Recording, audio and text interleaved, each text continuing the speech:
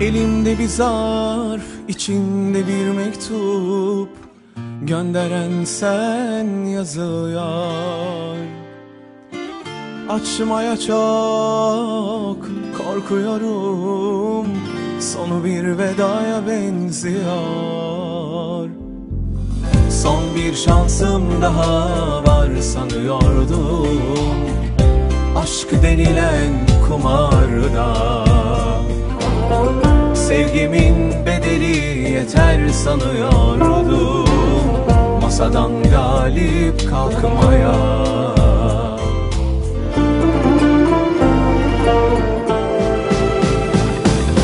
Aciz bedenim hazır değil ayrılığa, ürkek yüreğim katlanamaz yokluğuna. Elimde değil, seviyorum seni, bize kıyma melek yüzlü kadınım.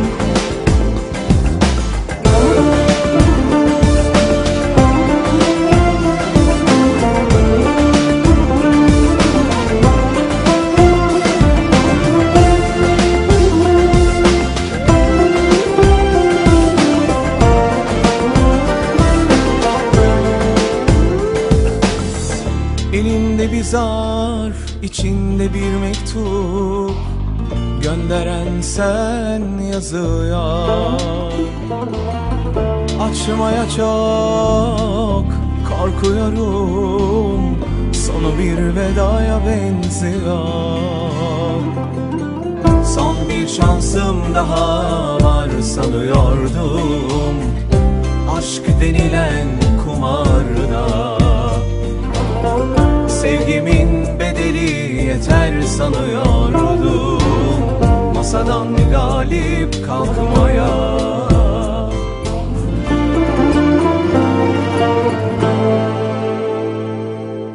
Aciz bedenim hazır değil ayrılığa, ürkek yüreğim katlanamaz yokluğuna. Elimde değil, seviyorum seni, bize kıyma melek yüzlü kadınım. Aciz bedenim hazır değil ayrılığa, ürkek yüreğim katlanamaz yokluğuna. Elimde değil, seviyorum seni, bize kıyma melek yüzlü kadınım.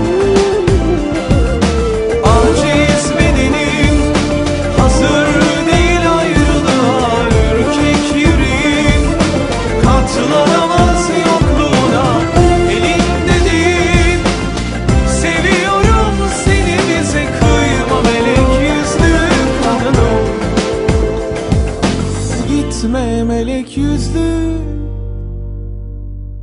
kadınım.